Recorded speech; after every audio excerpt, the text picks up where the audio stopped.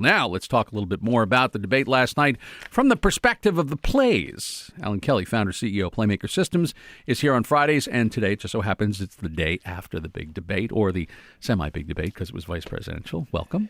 Good morning. So, did you enjoy? Oh, yeah. This is candy.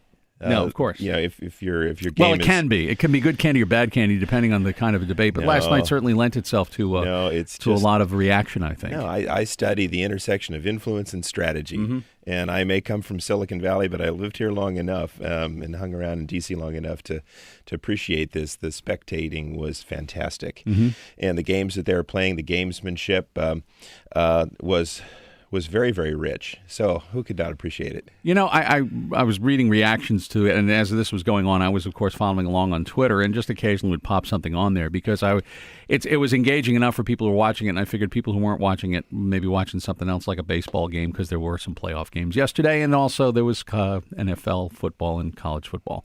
But it struck me that depending on the filter that people see things through, you got a very different result. I mean, there were people who were saying things like Vice President Biden is throwing Paul Ryan around the room, and other people saying Paul Ryan is doing a great job. And it's sort of like when you see the two polls that came out afterwards, one from CNN, one from CBS, it is clear that the United States right now is a country where nobody has bought into either the incumbents keeping their job or the Republicans taking that job away from them.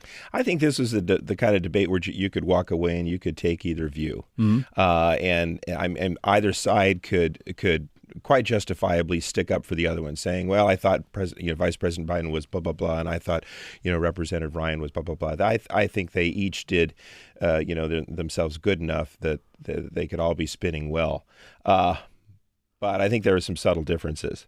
And my own take is that this debate was won by Ryan, in fact, pretty clearly. And I don't know what that must say, about my perspective or my politics or whatever, but it seemed to me that from the perspective of rhetorical debate, of influence strategies, that Ryan was by far more disciplined.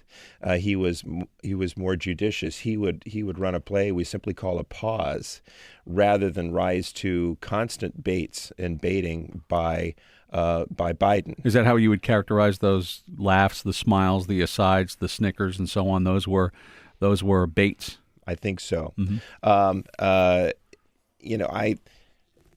it seems to me that he was more reserved. He was better at the gamesmanship. I think he showed himself to have, fairly good bearing.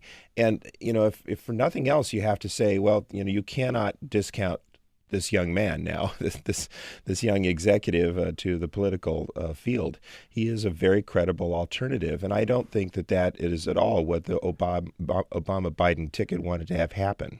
In addition to the filters of the people, just in general, people in this country who are watching, I wonder, too, about the punditry. And I say it in this way. I've looked at enough analysis to note that people who seem to come or their source is the Northeast, and I mean like New York and that area, that Beltway, are much more inclined to think the vice president did well. And I wonder if that might be a cultural thing, that the Midwest does not feel quite so comfortable with that in-your-face aggressive approach to debating or to discussion or anything when it comes to government, whereas in the Northeast, it plays well. It's in your face all the time. It's the way you do business. You bargain. That's, the Fulton fish market is all about setting the price based on what you and I haggle over. It's a kind of a time-honored tradition. Whereas you go to the Midwest, it's a little bit more laid back. It's a little bit more reserved, respectful, perhaps is the word I would use. And that's why some people are seeing differences in this.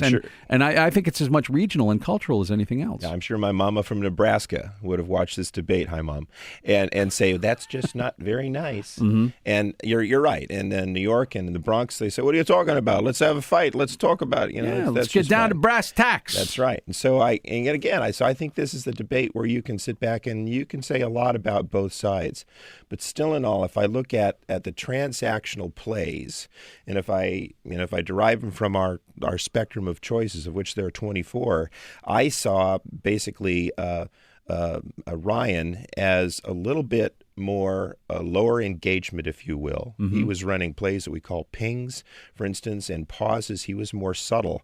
And I think that Biden was a bit more moving toward higher engagement plays. Now, that that suggests we call that a strategy footprint or a strategy signature, and that suggests that Biden was predetermined to go a bit more on the offensive, and that Ryan was a bit more predetermined to take it a little bit easy, to be more factual, and to play it that way. Either way, both of them showed a lot of breadth, but there were basic differences that I think in the end accrued to Ryan's advantage. There's something that came up in the tweets, the live tweets last night. Alan Kelly with us in the studio, who tweets at, Playmaker Alan, at Playmaker Alan. And last night was live tweeting, and there was one in here, and I heard Paul Ryan say twice in very close proximity, he might have said it a few other times, that Mitt Romney was uniquely qualified for the position. And you note, label or fiat is the question on the vice presidential debate. All right, what's a label, what's a fiat, and which one is that? A label, we've talked about this a lot, is the soundbite. It's a way to package complicated ideas into a few words. Sometimes editors at old newspapers call them slugs, where you're just simply trying to, in my old, business, Scott McNeely would talk about Windows, the operating system. Windows is a hairball, for instance, or so-and-so is a flip-flopper. It's the reduction of complexity into simple things. So that's what a label is. A fiat is just simply the declaration of facts or information or a perspective to say, I think this, or this is that, and so on and so forth.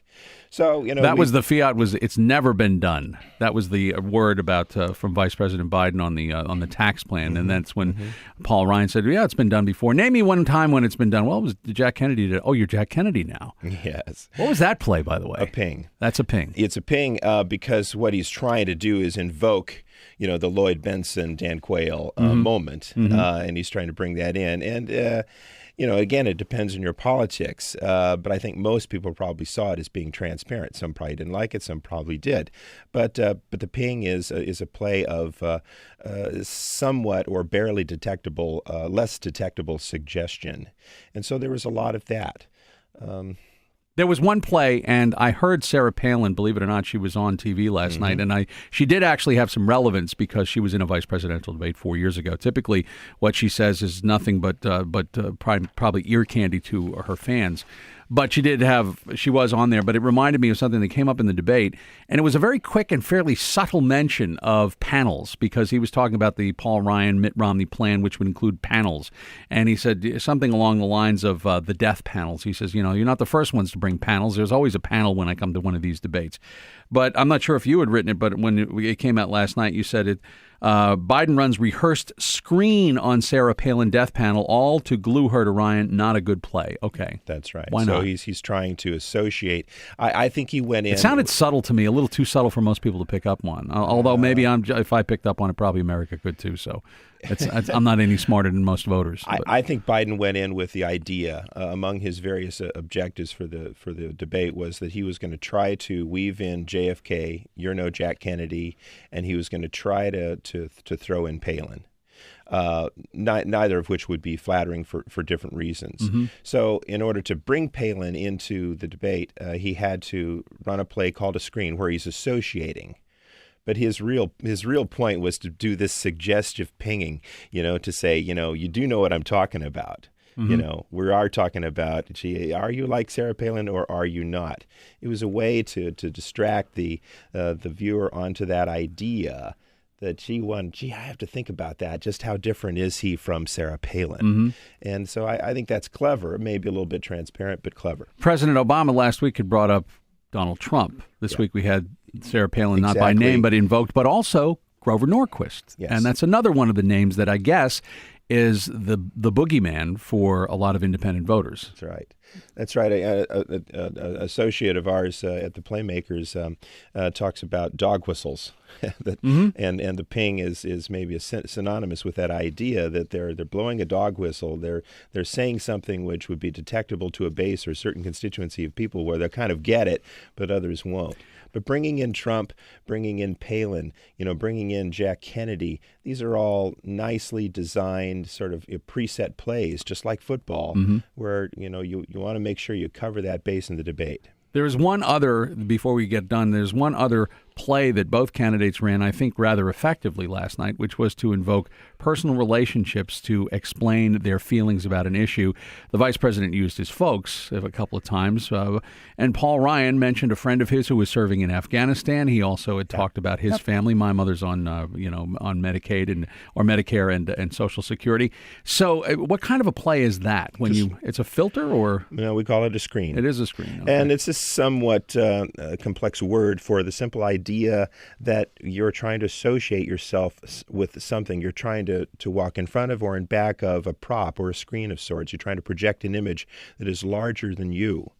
So if I'm at a party and I say, well, I was speaking the other day with Tim Farley, I would be name dropping, naturally, Tim. And so I'm running a screen, so I'm trying to associate myself with Biden, with his parents, with Ryan, with a soldier friend. These are very effective ways of expanding or broadening a player's meaning or message. Without screens, you have to operate solo, and you can't be very effective in politics. What most people are going to do is probably watch this debate and see what's around in 2 days, and we'll see Saturday Night Live. And Dr. Larry Sabato, one of those who tweeted that he thinks that we're going to wind up seeing a lot of the sighs and the smiles and absolutely, and the laughter of Joe Biden, because it's the easiest, broadest, most, I guess, burlesque type emotion or image that we have of the evening, and that's one reason why. I think that was probably. I think that's right. That's how the debate will be remembered. I think that's probably one of the reasons that I would give the nod to Ryan, because I think he was much more disciplined and much more executive. I thought that Ryan felt a lot more like the running mate to his running mate. Mm-hmm. He felt, it's the Ryan Romney package. You start to look at them and go, okay, I see what these guys are about. It's much harder to do that, even after 4 years with Biden and Obama. They're really very different individuals. They may share the same moral compass or philosophy with respect to policy, but they came across as quite different versus the VP debate versus the first presidential debate. I think the point you made in the beginning is a really good one, which is that nobody came away convinced that Vice President Biden's the wrong guy to continue in that job, but nobody came away thinking that Paul Ryan would be a bad choice. In and of it, he did not take himself out of the running for that job with his performance. No, so I think in itself that may be a victory. I think he for distinguished himself, and if he does not even plan on winning this election, he set himself up for future runs. All right, Alan Kelly at Playmaker, Alan, of course, and Playmaker's, what is it? You changed the website. I want to make sure I get it right again. Playmakersystems.com. That's right. Okay, very good. Alan Kelly, it's always great. Thanks for staying up late and getting up early to do what we do here this morning on the Morning Briefing.